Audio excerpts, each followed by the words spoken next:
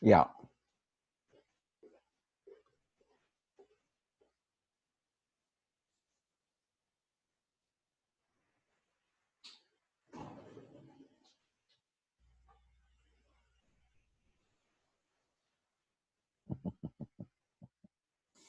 Hey, can you hear me?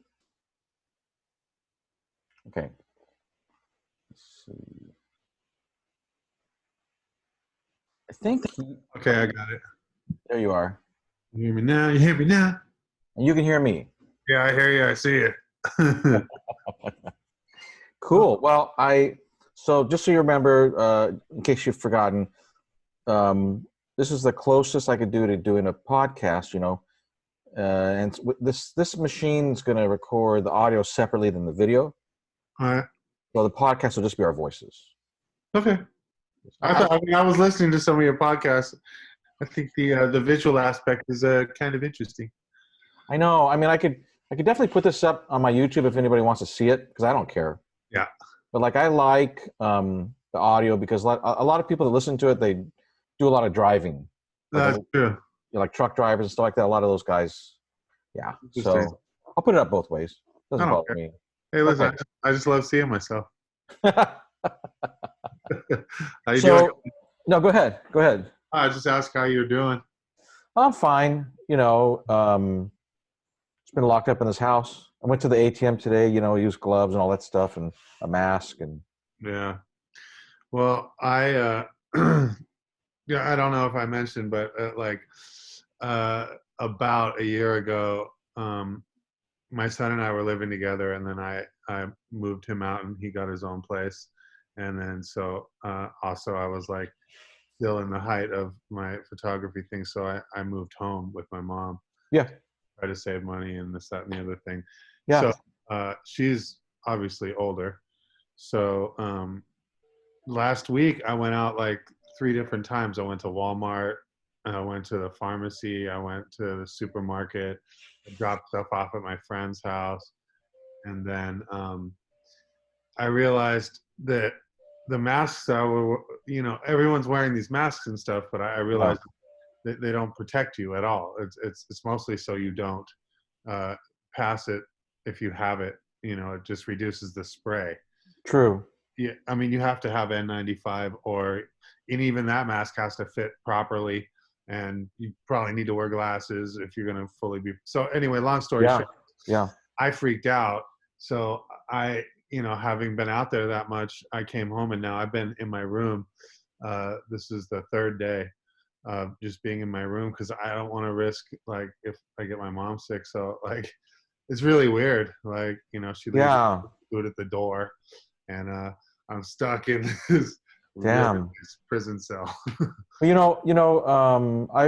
on the CDC there's some different procedures on how to care for somebody who has COVID-19. So you can actually live with the person, cook for them, clean up after them, and not catch it. There's ways. They literally have like all this methodical. Yeah, I mean, my thing is like, I don't have it, well, that I know of. She doesn't have it, but I just, as a precautionary measure, just decided, okay, when I come back home, I'm gonna stay in my room for like 3 to 7 days and make sure I don't have any symptoms. Yeah. And I'll come out. But meanwhile, it sucks because now I'm like, my mom's like already going through enough, and then now I'm like, hey, can you put a cup of noodles in front of my door? Can you leave me a soda and a bag of beef jerky, please? This is working out good, it sounds like. Yeah, but it should be the other way around. If anything, like I'd rather be taking care of her, but you are, because you're preventing her from getting sick. Yeah, I just wish that I was smarter before. I didn't realize, and like I said, I went out shooting a few times, and again, I thought, oh, I'm wearing a mask, I'm fine. Right. Well, I have this beard, and I'm sure my mask did no good because the beard just like basically like these hairs, I mean. Yeah, that's what they were saying. Even the N95, if you have any kind of facial hair, it doesn't make the good seal. Sure, makes sense. I don't know. So well, I always see you on the deck of a vert ramp or pool. I never really get to talk to you. We take our pictures. I'm normally exhausted by the time one of those events is over, and yeah, that's true. and I just like barely make it to my car. So it's nice to just get to talk to you about photography, you know, and like why you do it, what got you into it, Yeah. you Uh, know. well, I definitely, yeah, I remember it was kind of weird because I relatively new, really 3 to 4 years ago, I started doing this, and I would see you at events too, and in the beginning, I really didn't know like a lot about who was who or whatever, and I was like, oh, who's that dude over there? Or what's he doing? Nobody, Why has nobody. he got that light on a stick? Or, I use that to hold myself up. It's like a cane slash stick, you know. yeah, but you know, and I was always sort of like I would approach photographers and try to be, hey, what's up, man? I'm Chris. Like, what are you doing? You know, and just try to get to know people. But then after a while, I started getting like such mixed responses from people that I kind of stopped doing that. But actually, and you were kind of quiet, but I remember the first couple of times I interacted with you, you were really chill. And then the last time I saw you at the barracks, we had a pretty good conversation, which I think was probably the first one we really had. Yeah, Yeah, it's definitely like it's great to be able to talk to another photographer and be able to you know, talk about the things that we go through as skate photographers and our yeah. various interests and different backgrounds, but that we share the familiarity of we all are crazy enough to love doing this, you Yeah, know. you know, unfortunately, I have that resting bitch face, and I'm really a shy. Actually a very shy person. Yeah, I have a handful of friends, maybe I count them on one hand, you know. So I'm just uncomfortable. It's not that I'm not don't want to talk to people, but you know, I'm shy. I'm a very shy person. So if you ever try to talk to me and had a few words, it's because I was afraid, not yeah. Well, it's you just know. weird because like shooting skating, and there's obviously like with everything, there's so many different personalities of people who do it, and you don't know what you're gonna get. It's a mixed bag, Yeah. and you know, especially at events where I feel like there's a heightened personality factor because not only is the event going on, but Yeah. we're all like, hey, I'm doing my thing, and I'm over here, and you're over there, and you know, I did this and you did that. So it's just kind of like you don't really get a real sense of what a person's really like in there because I think they have their like exterior shield on Right. versus you know if you just actually talk to somebody on a normal setting, you can kind of get to know the person a little better. I just assumed that you were just like really too busy to talk to me. No, well, I am because I'm like, oh my God, did I fuck this up? And you know, I'll be halfway through. I've gone to those things, and I've halfway through the shoot, I realize, oh my God, I turned my autofocus off, and I'm totally out of focus. I'll shoot half, you know, and so the whole time I'm second guessing myself. Yeah. Yeah. Also, there could be like where for a long time I was just so if the skating is sick and there's rad stuff going on, everything I came to do kind of goes out the window, and I'm just like, whoa, whoa, I know. whoa. Oh yeah, I have a Yeah, camera here. I do that too. Yeah, I do that, and I'll talk to people. Sometimes that's the only place I see them. Yeah, And I'll get into very, you know, elaborate conversations, and really great things are happening, and they'll tell me, oh, you should be shooting this. But I think relationships are also important I in agree. taking pictures, you know. Yeah, at first for me, shooting skating was a very solitary thing. I was alone all the time, and then uh, as I got deeper into it and stuff like that, I started making friends with some people, and then it really opened up into a whole community, which was nice because at first, you know, you don't know anything. I mean, I skated and surfed for a long time, so you know I had that going for me. But when you start showing up at a skate park with a camera, it's a totally different kind of vibe. So Yeah, at first it was I was pretty lonely, but that was kind of my thing. I was just like, I don't care.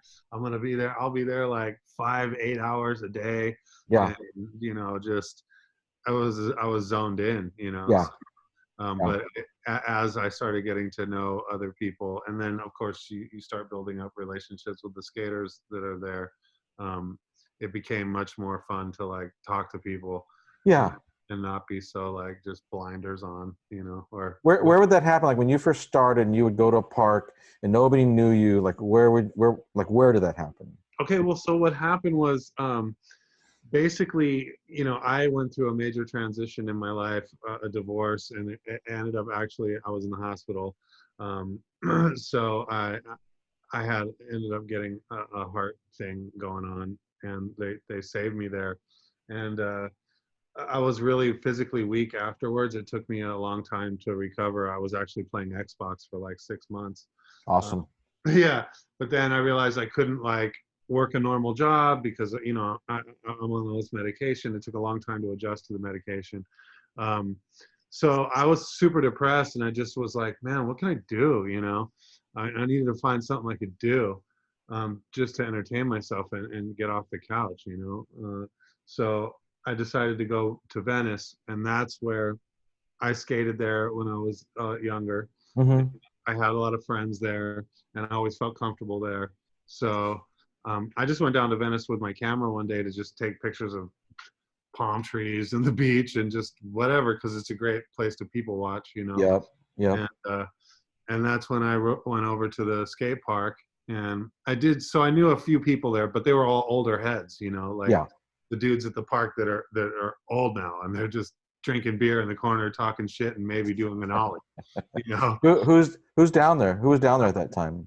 Well, I would Jesse Martinez, Yeah. who I knew him from back in the day, and he was kind of on a different schedule. He would show up at like 5 in the morning sometimes to clean the park, Clean it up. Yeah. Uh-huh. but he still does, which is pretty amazing.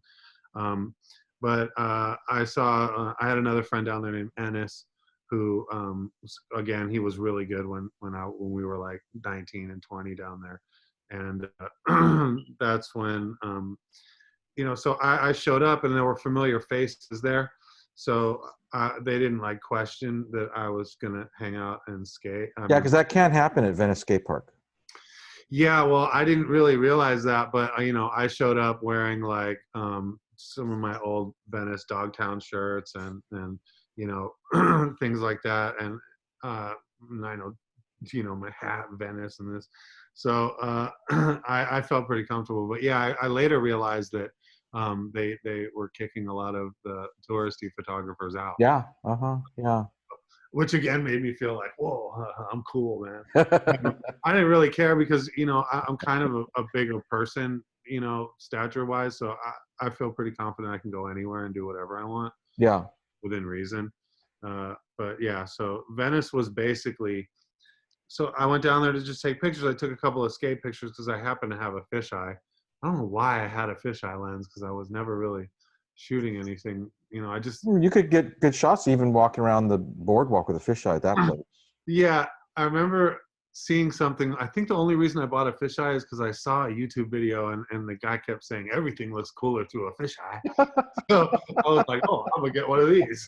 And I just happened to take a couple of skate shots and posted them, and people, I got a positive reaction to it. So I was like, oh, that's pretty cool. I'm gonna go back down there and shoot some more. I did that a few more times, and it was fun for me because I got out of the house, I got some exercise, I got to be around And that was skating. obviously available light, no flash, or did you have a flash? No, I had no flash in the beginning. I didn't. I actually didn't know what I was doing at all whatsoever. Nobody does at the beginning. Yeah, I mean, my father and my grandfather were both Yeah, you photographers. told me that before. Yeah, so photography has always been around me, and I grew up carrying my dad's camera bags and watching him shoot. He was like a photojournalist. My mom was also a reporter, Okay. so he was doing a lot of like headshots of actors and actresses, and of course, I have an amazing array of great shots of me as a little kid because my dad would just take out his camera and take pictures of me like. That's cool. Does he have any collection of like Polaroids from back in the day? Because that's what we used to use to test our lighting, and I don't recall that he ever used. He just broke out a light meter and yeah, set up his shots, and he would shoot like a 35 mil, and then he had that like medium format Rolleiflex where like a 120. Yeah, I would look this way, and yeah. and then he would uh, take all the film to a place called like Wilcox or something. It was in downtown LA, and that was Yeah. a big adventure for me because on like whatever day of the week, my dad would drive us and he'd drop off his film. That's And cool. yeah, and he would take me to Carney's up on Sunset. Oh yeah. Wow. Yeah, it was like, so in a sense, I have a lot of good memories around photography, like chili dogs. Yeah. Shit, yeah. But you didn't care for it. It was just something your dad did. Yeah, it wasn't, I never really like, you know, I wasn't fascinated with it at all. Yeah. But I, throughout my life, I realized quickly that I was more creative than academic. And I was more into sports, and then later specifically individual sports. Like that's why I got so into surfing and skating, was because I got tired of working really hard, training really hard, and losing a game because some guy couldn't run, catch, or jump or whatever it was. Yep. So I just decided that I was gonna focus on surfing and skating because you do well, and if you bail, it's your fault. Solitary. Yeah. Right. Yeah, which later I've come to realize is pretty common amongst a lot of the skaters and surfers. They prefer it because it is a individualized sport, although it has a real community surrounding it. Right. Right. So yeah, realizing that I was more into creative things. My college, I did some junior college. I was doing like graphic design and Yeah. Right. and I left there. My mom moved to China, and then when I was like right out of high school, I got a job at an advertising agency, and that's where they had the boss, the owner of the company, was really cool. He was actually a friend of my mom. Mm-hmm. Listen, just walk around the agency for a week and talk to people and see what they do and see what you like doing. So That's killer. I was just hanging out with art directors and graphic designers and watching what they were doing. And I really wasn't into much of it until one day I was like, hey, what's in that room over there? And they're like, oh, we have this editing system, but no one knows how to use it. And I was like, oh, sick. Can I get the keys? And they let me in, and I just sat there and taught myself how to edit on this like linear editing system. It was film or what kind of? It was video. So they would have like film transferred to like 3/4 inch, like those big, and you put that in the machine, and then you could it was you could like fade, like, so it was an SCG unit. Yeah, it had like a toggle on it and some buttons for crossfade. I think it was, I recall it was Grass Valley, I think made it. Okay, yeah. I don't know. Yeah, I don't know much about it, but I do know that in order to learn, they gave me a bunch of footage from Bill and Ted's Excellent Adventures. so I was just like trying. Cool. The phone booth was exploding, and then and then I finally like actually got a handle on it, and I remember editing like some surfing footage to AC/DC Back in Black, and that's killer. Right when the dude was like spraying, it was like dun, dun. Yeah. So I got really hooked on video editing, and it had imagery, and I always was into imagery. So after about 6 months, I got approached by another company, and they kind of poached me from there and said, listen, we got this new thing. It's coming out of England, and it's basically called a graphic paint box, and it's a digital photo compositing machine. I'm like, oh, what is this? Turns out it's like $1 million computer that had the basic functionalities of what we now know as Photoshop. Okay. So this guy, who was originally a hand retoucher of photographs, taught me the basics of photo retouching. So we had light boxes, big like 8x10 transparencies. Yeah. You would like use a paintbrush and then a blow dryer, and he taught me, like he showed me how he made masks out of like this stuff called ruby lith. So essentially like how you would use a layer mask in Photoshop now. He did that. It was all physical. Yeah, they did that shit by hand. It was like crazy, dude. Right. And so he basically said, look, I'll teach you how to do this if you want to learn. And so I left that other ad agency and went there, and I basically began apprenticing under this dude and learning how to do digital photo compositing. Wow. That is where my whole thing, like I just fell in love with the process. It was so amazing. A lot of people may or may not remember, but one of the first billboards that he ever did was a Budweiser campaign, and they were all over California, and it was a billboard of a wave and a surfer riding the wave, and in the shape of the wave was the Budweiser label. Okay. When I saw that, I was just like, "Oh, dude, I'm in this, man. Yeah, I want to learn how to do this." So I ended up working there for like 10 years. I did everything from, you know, add and remove coffee beans to Breyer's vanilla ice cream and clean up cat food for like an ad, you know. Yeah. So that's where I really like. I was really happy there, and I learned a lot. And then later, the business kind of imploded because at that time he was charging like $800 an hour to do like the simplest Yeah. Photoshop work, you know. Yeah. And then Photoshop actually came out, and I was like, I'm not going to learn that. That's some bullshit, you know. Right. It looks stupid when first. Yeah, Yeah. nobody's going to use that. It's like it's on this tiny little computer. It's like a toy. Yeah, dude, I'm working on this like $1 million space shuttle computer. But lo and behold, you know, obviously that was the wave.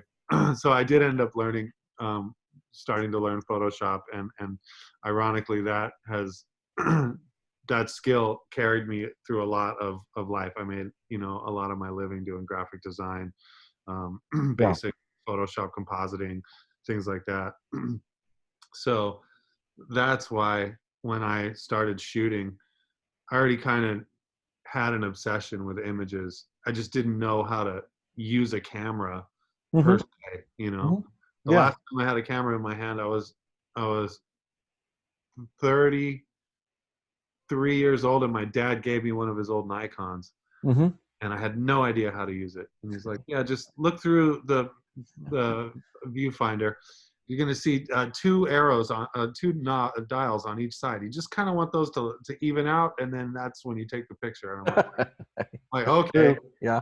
I mean, yeah, but no, because I bought like 10 rolls of film. I shot a bunch of cool stuff, I thought, and then I got it developed, and they all came back like white. I had no idea about exposure and how to like set things. So yeah, so it's a full manual camera, that camera. yeah, it's fully manual. I still have it. It's kind of the only thing my dad ever gave me, so I kept it.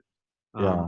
And then I had it completely serviced and cleaned, and now it just sits on my shelf. Oh. For a while, I was taking it with me to skate stuff and shooting, like just a couple clicks here and there every time I went out. But that's cool. Yeah. Yeah, I kind of stopped doing it because it's expensive, man. You know. You know what you can do is you could take some black and white film, which costs about $3 to $4, maybe $5 today, and you could put it in there. And then you get a little canister, a little patent canister. That's like $30, and then you get some chemicals. Maybe it's, I don't know, $15 for each chemical. You only need 2, and that's all. You could literally just, you know, develop that in your sink at your house. Yeah, I'd have to ask my mom. Yeah. Yeah, no, I mean, I've heard, you know, all the old time guys, you know, a lot of them did their own developing, and they loved that process. It was very tactile, and you know, it was kind of like maybe even, I don't know, just at that time, I think that was to them what it was for me to kind of learn how to use Photoshop and work in layers and composite things and pull things over. It was kind of magical, you know. Yes. I don't really have a desire to go backwards at this point and learn how to do it because I'm so fascinated with what I do as it is. I kind of have like I don't know, maybe. I mean, you're right. It would be cool from a certain sense to learn how to do it. You don't have to.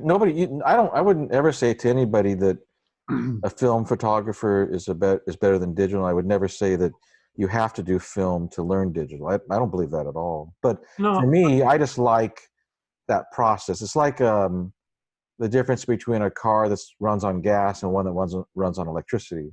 Yeah, no, I totally see that. And again, I totally understand why it would be. I think it's a great idea. Like for everybody, if I could go, maybe one day I would like go take a class at a college or something and learn more about the actual process of film, because I do believe that a lot of the older guys that are now switched over to digital, you know, they have a deeper foundation and a deeper understanding of what actual, you know, photography, how it started and what it took in order to do that. And obviously a lot of those guys have a greater understanding of natural light, how lighting works. But I And think you can learn all that without film. Honestly, oh I yeah, think that, you know, I don't think you need film. As a matter of fact, it's way cheaper without it. But again, for me, it's just I'm kind of hyper, and so film slows me down. Like if I like, you know, back when I was shooting, I was shooting with a D70, and just like you said, I was shooting Lizzie a lot back in like 90 or 2006 or something like that. And I had my Nikon F2, which is all manual. And uh-huh. every once in a while, I would bring it out, and I didn't know why I brought it out because I didn't like film. I thought it was dumb. I didn't know why I brought it up. Yeah, I just brought it because it was another body to bring, and I would shoot some pictures of her like at Glendale Skate Park, or I don't know. But it was 90% digital, and then I just, you know, can you pose for this? And it was just so horrible to focus it and to get the Yeah. light readings. It was just like pulling teeth, you know. But um, uh, later on, I got into the film thing because all these film guys try to influence me. Oh, you got to do film, da da da da da. And it is an interesting way to look at imagery. It's Yeah. but you know, again, I don't think that you could never touch film and be like the greatest photographer in the world, in my opinion. Well, yeah, I mean, obviously, I think, and like a lot of people, you know, I pretty much taught myself through trial and error, Hmm. um, and, and and I could never have done that as efficiently with a film camera as I did with my digital camera because I was basically like, I mean, there were times where I was shooting just thousands and thousands of photos a day, and constantly I had a little book, and I was like writing notes on what the That's good. different Yeah, things I did.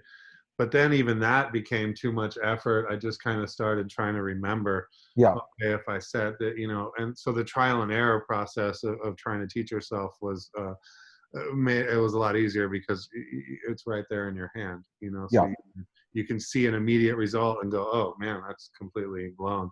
right. Which, you know, I don't think I could have done with film. You would, I believe, probably want to seek some kind of help or read or have a lot of patience to, Well, it just takes longer and it's more expensive. yeah. Yeah. I mean, I Yeah. basically, once I got obsessed with shooting skating, I was like there all day, every day. And then what happened is like you start getting a basic understanding, but then every time you open or unravel another layer of, well, with the camera, like, well, what is this going to do? There's like, you open up another can of 10 more cans of worms open up. It's like every time, you know, every time you try to learn something new, you realize you have to learn a lot about something else, you know. It's true. Yeah, I mean, yeah. so I started like, I hit up my friend. He's a DP in the film industry, and I was like, I mean, can you help me understand like focus? He's like, dude, no, like it is a huge beast. Oh, there's this, there's that, and I was like, oh crap, because after, you know, I didn't want to shoot autofocus because Okay. it was just Too slow. yeah, it's too slow, and like the results were too uncontrollable. So I was struggling with manual focus, and that like learn focus took me about 3 months, like to really dial it into where I was happy. Because in the beginning I was just on auto, and then I got off auto and just set to infinity. Yeah. And I remember actually taking a piece of tape because somebody was like, yeah, just tape the ring so it doesn't move. So I had my focal ring Good actually. idea. Yeah. Yeah, but no, it's terrible if you want to have any kind of like, you know, control, because what was happening was the infinity focus was allowing for pretty much everything. If the skater was close to me, everything behind the skater was amazing, but the skater himself was like soft. So I'm like, Right. oh, these photos are sick, and people are like, yeah, no, they're not. Like, you gotta learn how to focus. Uh, Right. and I, But if your camera lens is really tiny, you know, your f-stop's like f16, a lot of stuff's in focus at that point, you know, whether it's close or far. yeah, I think again, I was just like, I didn't understand at the time. I didn't understand the relationship between f-stop and focal length. Like I didn't understand any of that stuff. And Right. to be honest with you, I still you know, I just taught myself, so I know what looks good and what works for me. And I may be using some of these tools incorrectly to get to the result that I'm getting at. But in a sense, Uh, that's kind of what photography and art is. yes. You could just give somebody an instrument and they'll teach themselves. They're going to play it differently than probably it's supposed to be played. But if the end result is satisfying, Yeah. I think technique is only like a structure. It's not like the way you have to do it. I just think it's like this is sort of the way that you could get a thing made, and then it's up to you to go make the thing whatever way you want to make it. no, I agree. And I think again, like we, I think you and I touched on this a little bit before. The rules or the standards are just that. I mean, they are simply suggested to me. Like, you know, any rules are meant to be exploited or bent and pushed to the limits and possibly used to create something completely different. I mean, that came, I mean, I had that from working with computers all the time, because any application that had a process, my feeling and job was to exploit it and Yes. and try to make it do what I wanted it to do. Do something it's not supposed to do. Yeah, exactly. And that it's, I mean, I'll be quite honest with you. Some of my favorite photos are total mistakes, Sure. you know, accidentally. Happy accident. Yeah, like, and then you're stuck with the internal integrity question of, do I say I meant to do that, or do I just say it was an accident? I think it's more fun to just be like, no, totally fucked up, but came out good. You know, I don't know. I don't have anything to You prove. have a thing about you where you're very candid, which is refreshing because a lot of people try to, recreate the truth as opposed to telling the truth. Yeah, I don't know. I mean, my dad's Australian and my mom's from New Zealand, and both of those cultures are, we kind of grow up making fun of the truth about things. So Sarcasm was a big thing in your family? yeah, and beyond sarcasm, just straight up like, oh, you really fucked that up, didn't you?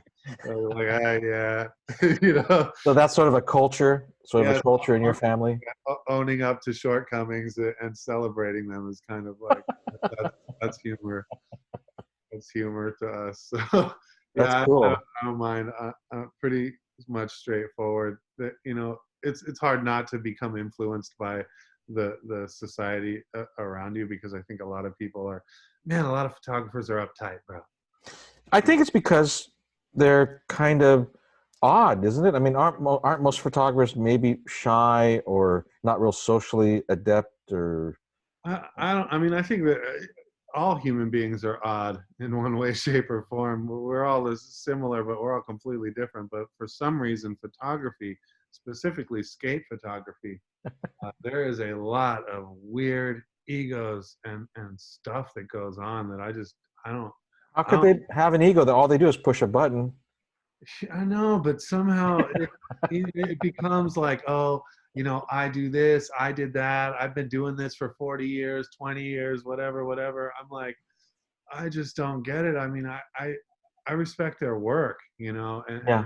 and it's kind of like one of those things where, you know, when you're a kid and you idolize like a movie star or an athlete or something, and then when you actually meet them in person, they either kind of completely meet your expectations or more, or they just completely burst your bubble. You're just like, really, dude? You are this person? Like, I, Yeah. from your photos, I thought you'd be this like fucking rad, awesome dude, super Yeah. creative, fun, but it turns out you're just a dick. Some uptight bitch, right? Yeah, dude. I don't know. I mean, I think, yeah, I agree with you. I'm the first person to say, like, people are like, oh man, your photos are amazing. I'm like, man, my photos would be really boring without the skaters that are in them, dude. That's a huge thing, isn't it?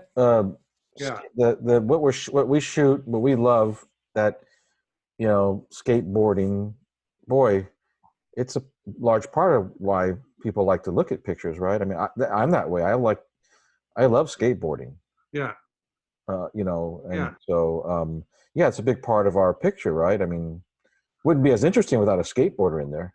Yeah, no, and even as a photographer, like I was actually, prior to getting down to the skate park to take photos, I was lost, man. I was walking the streets and doing street photography. I was taking pictures of flowers, like cars. I thought I was going to be a car photographer for a while. Sure. A lot of guys do that. Yeah.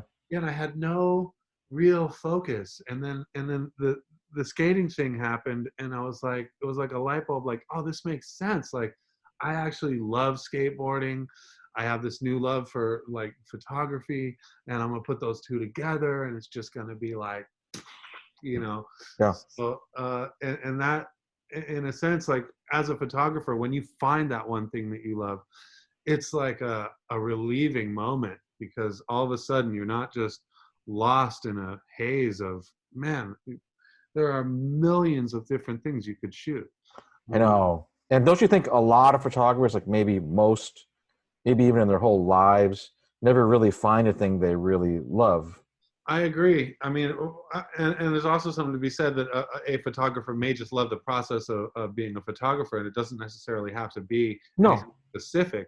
Yeah. Um, but for me, yeah, I mean, my obsession with skate imagery led to an obsession with understanding photography, and because I wanted my photos to be better than what I was capable of at the time, which was, looking back, pretty terrible.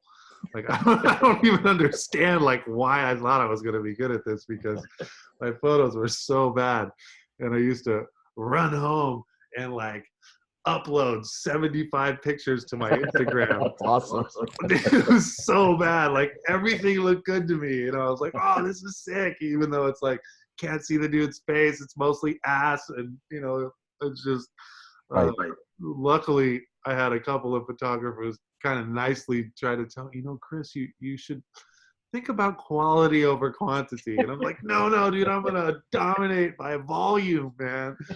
Like, no, that's not a good idea, dude. You should go through your photos and pick like one or two of the best ones, and then just put those out. And I had no idea I wasn't using Lightroom.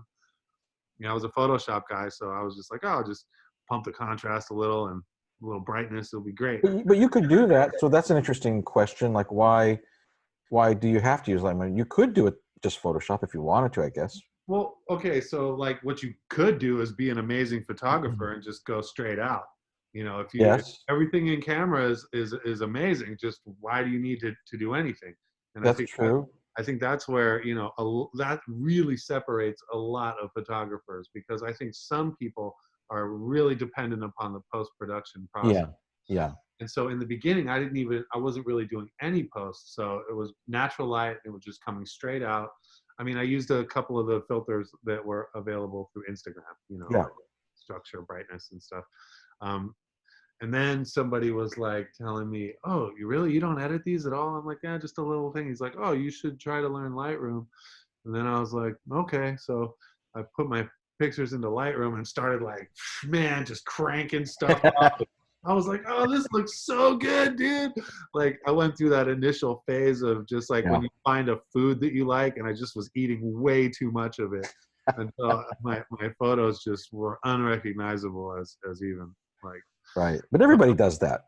Yeah. So after I had the initial curve of post-production, I don't know, overdosing, I realized that what I wanted to do was, and this to this day is kind of my thing, is like I try to shoot somewhere between 95 and 100% correct in camera. Yeah. In other words, when you look at it after you shoot it, you can tell, okay, I'm in the ballpark for It's kind of popping. Yeah, what I want to do, and predominantly now when I do use Lightroom, it's very subtle. I just open up some shadows and maybe add a little black and try to keep it pretty mellow. Every once in a while, I'll try to save a photo because That's tough. Yeah. Yeah, it's really tough, but you know, there have been times where I've had to like completely try to save a photo because maybe it was the only photo I got of this dude while I was in Europe at this one ramp. Right. Right. And I really wanted to save it. But yeah, I try to these days. I think that like Lightroom and post-production should be like a ghost pepper on your food, just very little bit. Yes. You know, Like a little salt and pepper, just a little. Yeah, just to tweak it up. If you can taste it, you put too much on. Oh yeah, dude, it's terrible. Like, and there are and post production can be influenced by many things, such as staying up too late, Yeah. you know, working too long on some photos, and you just kind of you lose sight. Because yeah, I woke up in the morning and looked at something and been like, dude, what was I doing? That's a good time to double check yourself is the next morning. Yeah, that's true. And I used to do that as a video editor too, because I would edit all night long and making these little like music videos and things like that. And then I'd wake up and watch it and be like, "Oh, dude, what I did like, what was this? What was I thinking? Dude, why did I do that?" Like, and then you got to go back and fix it. So it's just, yeah, less is more, and I think trying to get as close to perfect in camera, that's always my goal now. That's cool. You know, I don't know if I ever told you the story about, I took this class, it was an intermediate class, and I tell these stories so that you can drink water and, you know, Okay, but anyways, but this is an interesting story. So I took a class at the college, and the teacher was this guy, his name's Rob Johnson. I did a podcast with him, and he used to do printing. He was a great printer. So he printed for like Adam Ansel and, you know, all these cool. great, you know, fine art things. And anyways, the first day of class, Rob told us, it was an intermediate class, so get a piece of cloth, you know, like about 3 feet long. Did I ever tell you the story? I think you did, but I forget what happens. But basically all it is that, you know, we got this cloth. We all thought, well, what's it going to be for? Because we're supposed to bring it to the next session. And then what it turns out is he had us put it around our eyes. So we had this Oh cloth. yeah, you're the one who taught me that. Yeah. And I tried it a few times, and I was actually, it's really fun. Essentially, Yeah. saying, Did you have any results from that? Because yeah, to try to shoot blindfolded. because I think sometimes we fuck it up. Yeah. Well, I think you were there, and we were shooting exposure at Vans. Well, yeah, you were doing this. You're like, you had your camera.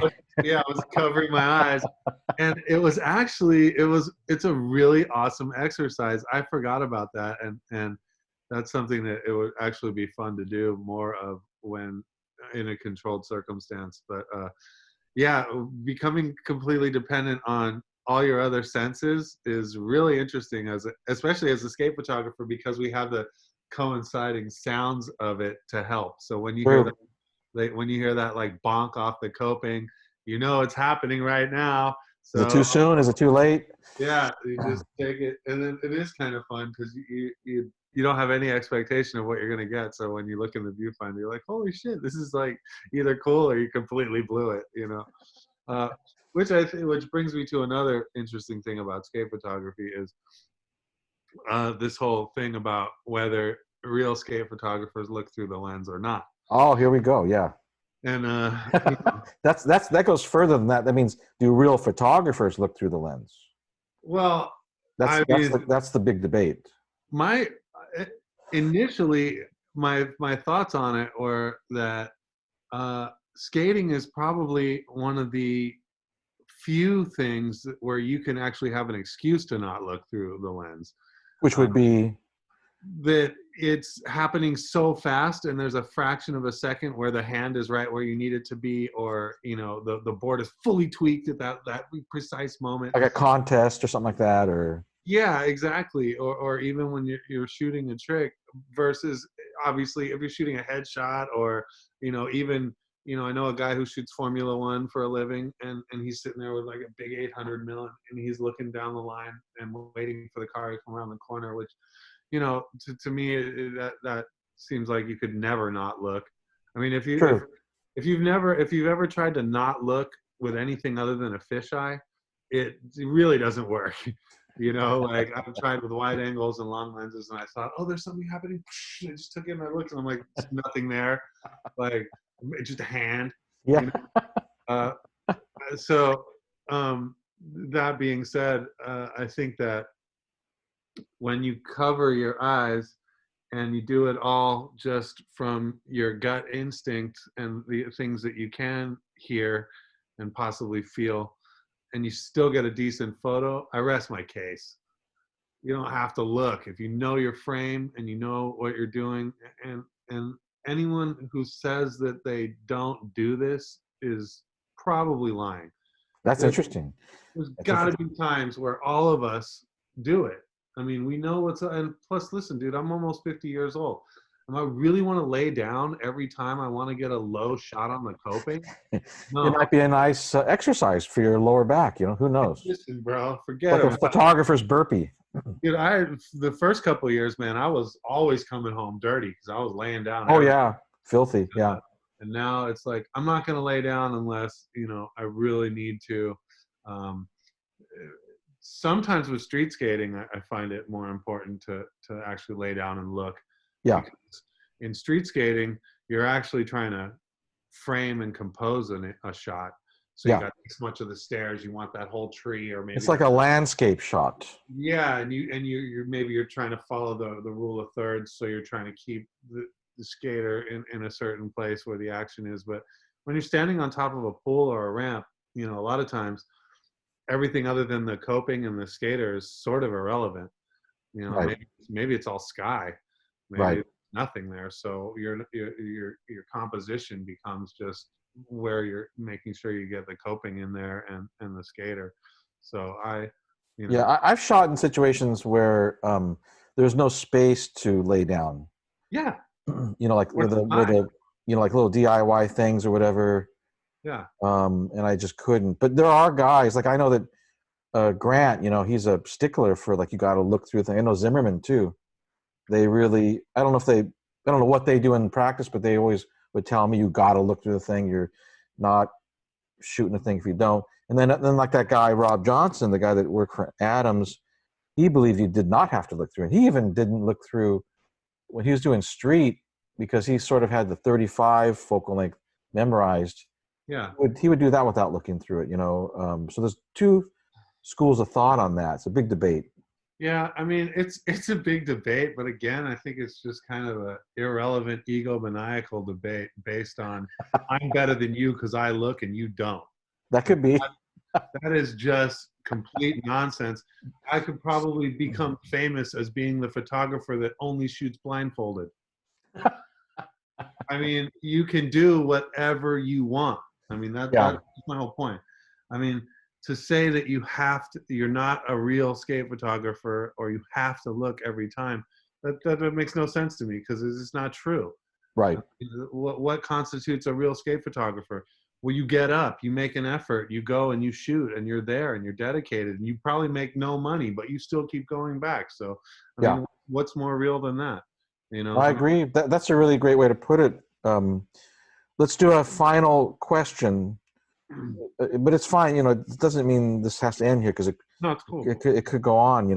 But Nobody wants to hear me keep rattling, bro.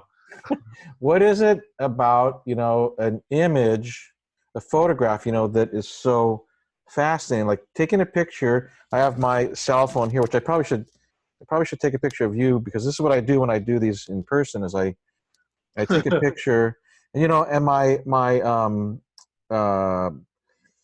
if I do screenshots, it's not big enough. I've tried to screenshot this thing, and it's Yeah. hard for me to get into my Illustrator and make the cover. But so, what is it about a picture? Why is it that taking a picture? Why is this interesting to us? It's this most old, like this old device from the friggin' I don't know how old. I studied, but I've forgotten when they invented the camera. And, why is it interesting to us? Well, stupid pictures. Why is that interesting? Uh, Why? well, Why? I mean, you could just. Everybody's got a camera, Chris. Like, why are we doing this all the time? And I why to are we me, chasing this? for me, I there is something so amazing about a photo literally is a fraction of a second caught in time and documented exactly whatever was happening in that exact moment. And it's not a video because there's no before, during, or after. It's you get this one picture that to me that's what's fascinating about it. It's probably people will say things like it's kind of like a time machine. It's like and even though we don't have the tactile thing of holding a photo anymore, but I grew up like when you would look through a photo book or hold a photo, in your mind, you may have completely forgot about that time you went to the zoo and fell down the stairs and spilled a soda on yourself, but somebody took a photo of you doing it. And then Right. you see this photo, and it just, all these memories flood back into your head about that time. And so to me, these photographs represent exactly that. It's a moment in time that's captured and recorded in a way that even if your mind forgets about it, the image is still there. And more specifically, my desire to shoot skate photography is because these moments happen, these skate moments happen so quickly.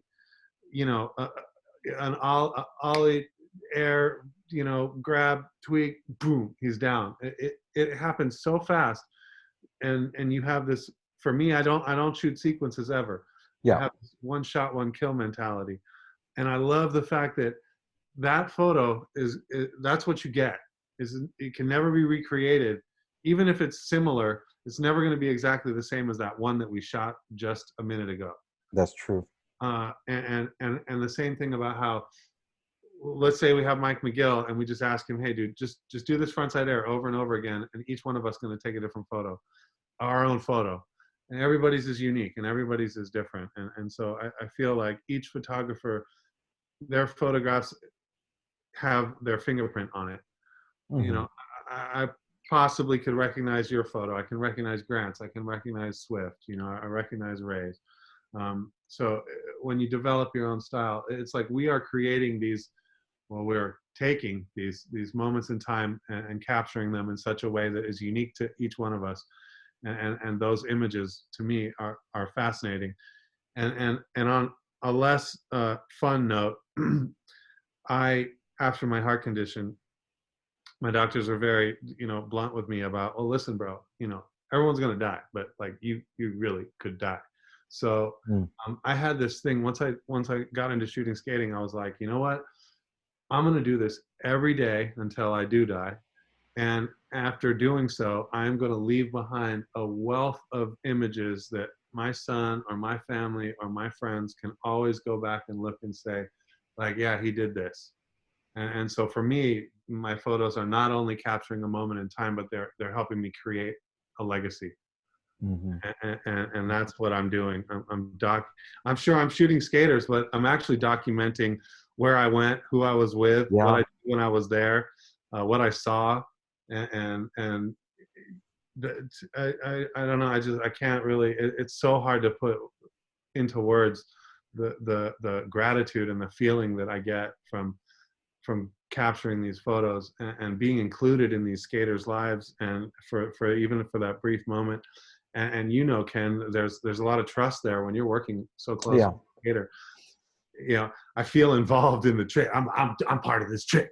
You know, I'm on the stairs with you, man. If you go down, I'm going down. If you bail, I bail. Like we're in this together, kind of thing. Sure. You kind of are. Yeah. Yeah. And Yeah. although they have the lion's share of the work and the risk and everything, you know, that just to be that close to something so dramatic and amazing is we got the best seats in the house, man. I know. I know. You know? So so is it fair to say it's the I don't know if this is a word, but the rarity of the moment. What's one of the things that intrigues you about that you're capturing this moment of Well, yeah, and the fact that somehow, ironically, life never ceases to amaze me is somehow or another, I'm standing on deck, laughing and joking and taking photos with some of my childhood heroes. well, You right, know, so right. it's surreal to me. Uh, Yeah. it's yeah. I mean, it's wild for me. Skating wise, were you how old are you, Chris? I'm 49 right now. Okay, so did you skate at any of the skate parks back in the day? You're too little, huh? You must have been like, No, the only park that I ever really got to skate was Pipeline. oh, that was And a gnarly place. yeah, I was 16. I stole my mom's car and took four of my buddies out to, and we skated pipe, and we ended up going out there like four or five more times. And That's not enough. You got to yeah, stay, well, you know. I had to go. I lived in New Zealand a couple of different times, so I was skating down there, and those were a lot of like backyard half pipes, and then they have these public skate parks down there. You know, you guys had the only other Skatopia in the world. Yeah, well, again, I missed that. I remember seeing the Delmar or Marina Del Rey skate park. I saw. Well, what happens that what I mean is that the guy that built Skatopia in Buena Park, Vic Peliquin, he sold the plans of that thing to people in New Zealand, and they built a Skatopia in New Oh, Zealand. really? Yeah, Oh, I didn't know that. I just know that like every little township had its own bowl, and they were a full-on range of crappy to real crappy right. to somewhat I know. skatable. Uh, Right. Now they have a lot of better ones. I was down there. The last time I was down there was 2006 or something, and they had a really nice one. Oh, And I was into shooting, but I wasn't. Obviously, this came later. yeah, yeah, yeah. Well, But well, that's cool. I want to thank you for talking. hey, thanks for I think it'll including. help other people who want to do this, and Yeah, hey, listen. I think that as much as I think we have enough skate photographers actually trying to do what we do. that's what you were saying the other day. Yeah. Uh, I I mean I encourage if you love it, just go do it. Just keep The your people that love it will stick around. yeah, no doubt. And I mean I'm not going anywhere, but it's definitely when you take anything you love doing and you try to turn it into work, just be aware that it's going to affect you. It's going to have some serious impact on your emotional state. Right. Meaning that it's not that easy to make a living being a skateboarding photographer. No, it's not. I've made a lot of sacrifices, and my investments to return level is way out of whack. I'm not going to stop doing it because I love it and I made it this far. So Yeah. I Yeah. would say, yeah, just do your thing. Well, I'll see you either in another one of these somewhere or out there on a deck somewhere Listen, soon. I hope that I see you in person real I soon. know. Well, we will that too, but might be a little while. We'll see. Since I did your podcast, you're going to have to sit for one of my black and white portraits. Oh, sure. Awesome. Honored. Yeah. It's a Yeah. deal. It's a deal. Yeah. Sure. Yeah, you're definitely part of the skate mug family. First, it was just going to be skaters, but then I realized there's so many colorful characters that make up the skate family that contribute in so many different ways that It's true. I should really document everybody. Everybody knows each other. Yeah, that's true. Whether they admit it or not, everybody knows each other. Yeah, that's another thing. It's like, yeah, when you're new and you're coming in, you just go easy because you don't know who you're talking to, you don't know who you're pissing off, you don't know who you're getting in an argument with. Yes. Times later, you find out and you're like, oh man, No, there's certainly all kinds of alliances and all that. yeah, but that's life though. I think any field is that way, right? Yeah, it's true. But skating at least is the one field where you could just pretty much be like, hey, fuck you, bro. and you can still keep doing it. Yeah. Fuck you. All right. Well, you take it easy, Chris. Thank you, Ken. You too. And I appreciate everything you do for skating and your work. And I feel lucky that I got to be a part of this. Thank you. Oh, I was happy. I'm honored to have you. Thanks for joining. No problem, man. I love hearing myself talk. Peace. See you later. All right, bye.